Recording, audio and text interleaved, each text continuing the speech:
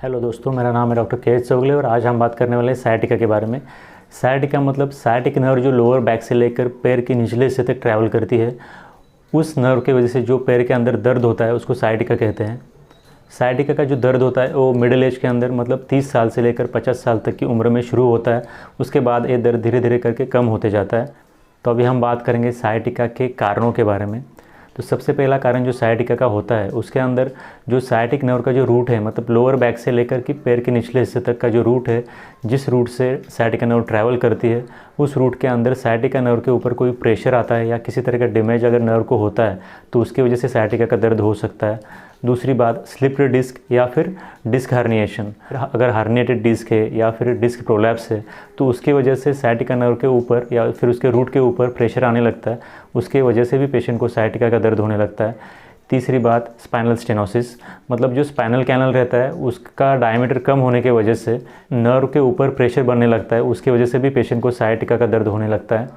इसके बाद आता है पेल्विक इंजरी मतलब फॉल की वजह से या फिर एक्सीडेंट की वजह से अगर पेल्विक एरिया में इंजरी होती है तो उसके वजह से भी सायटिका नर्व को डैमेज होकर के पेशेंट को सायटिका का दर्द हो सकता है। इसके बाद आता है ट्यूमर्स। सायटिका नर्व के रूट के अंदर कोई अगर ट्यूमर बन जाता है तो उस ट्यूमर की वजह से भी नर्व के ऊपर कॉम्प्रेशन होने लगता है, दबाव बढ़ने लगता है।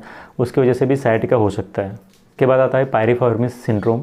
इसका मतलब कि पायरिफॉर्मिस नाम की एक मसल होती है जिस मसल को इन्फ्लेमेशन या फिर सूजन होने की वजह से उसका प्रेशर सायटिका नर्व के ऊपर बढ़ने लगता है और फिर पेशेंट को सायटिका का दर्द होने की शुरुआत होती है। तो ये कुछ कारण हैं, कुछ मेन कारण हैं जिनकी वजह से पेशेंट को सायटिका का दर्द होना शुरू होता है। तो बात करेंगे इसके लक्षणों के बारे में। सायटिका के लक्षणों के अंदर पेशेंट को पैर के अंदर दर्द होना, दर्द के साथ साथ पैर के अंदर पेशेंट को वीकनेस महसूस होना, टिंगलिंग सेंसेशन होना या फिर नमनेस होना, इस तरह के लक्षण दिखाई दे सकते हैं।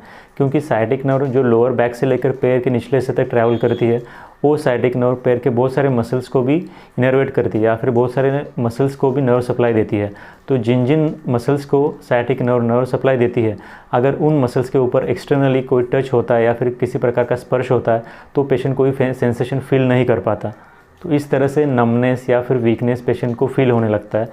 इसके साथ ही पेशेंट को पैर में ऊपर से लेकर नीचे तक की दर्द होने लगता है। पेशेंट के पैर के जो मूवमेंट्स होते हैं उसके अंदर रिस्ट्रिक्शंस आ जाते हैं। पेशेंट पूरी तरह से और जितना पहले पेशेंट पैर को मूव कर पा रहा था उतना आप मूव नहीं कर पाता, मूवमेंट्स के अंदर रिस्ट्रिक्शन आ जाते हैं। किसी किसी पेशेंट में तो इतना दर्द बढ़ जाता है कि पेशेंट ठीक से चल भी नहीं पाता। तो ये कुछ लक्षण हैं कॉमनली जो कि सायटिका के अंदर पाए जाते हैं। अब बात करेंगे इसके टेस्ट के बारे में। सबसे पहले तो एक्सरे करना और एक्सरे के बाद आता है एमआरआई करना। एक्सरे के अंदर अगर नर्व का रूट कहाँ पे कौन से लेवल पे कॉम्प्रेस हुआ है, कहाँ पे नर्व के ऊपर प्रेशर आ रहा है, ये सब चीज़ें जो है एक्सरे में कहीं बार ठीक से पता नहीं चल पाती। तो उस कंडीशन में अगर पेशेंट का एमआरआई किया जाता है तो नर्व कॉम्प्रेशन या फिर नर्व डैमेज, इन सब चीज़ों का ठीक से पता चल पाता है कि कौन सी जगह पे कितने मात्रा में पेशेंट का जो नर्व जो है उसको डैमेज हुआ है, ये एमआरआई के द्वारा पता लगाया जा सकता है। आप बात करेंगे सायटिका के ट्रीटमेंट के बारे में। पहली बात तो पेशेंट को जब सायटिका का दर्द की शुरुआत होती है तो पहले 24 या फिर 48 आवर्स के अंदर मतलब पहले 2 से 3 दिन पेशेंट को आइस एप्लीकेशन आप कर सकते हो और 2 से 3 दिन के बाद फिर गर्म सेक देना है, मतलब गर्म पानी की थैली लेके उससे भी सेक सकते हैं। इसके साथ ही साथ पेशेंट को कुछ पेन किलर की दवाएं भी दी जाती है जिसके अंदर जैसे कि पैरासीटामोल, ट्रामाडोल या फिर पायरोक्सिकैम, इस तरह से बहुत से पेन किलर्स की दवाई है, एनाल्जेसिक दवाई है, वो पेशेंट को दे सकते हैं। किसी किसी पेशेंट को अगर पेन किलर की दवाई से पूरा आराम नहीं हो रहा है तो माइनॉरिटी ऑफ पेशेंट के अंदर पेशेंट को कॉर्टिकोस्टेरॉइड भी स्मॉल डोज में दे सकते हैं। इसके साथ साथ पेशेंट को फिजियोथेरेपी के जो उपचार हैं वो भी लेने पड़ते हैं। पेशेंट को कुछ प्रिकॉशन भी लेनी है, जैसे कि कोई भी हेवी चीज़, वज़नदार चीज़ को उठाना नहीं है, कमर में झुक के कोई काम नहीं करना है, साथ ही साथ पीठ को स्प्रेन नहीं करना है, फिर पीठ को ट्विस्ट करके कोई काम नहीं करना है। पेशेंट को पूरी तरह से आराम लेना है। पेशेंट अपने जो नॉर्मल रूटीन है उसको धीरे धीरे 2 हफ्ते के बाद धीरे धीरे शुरू कर सकता है।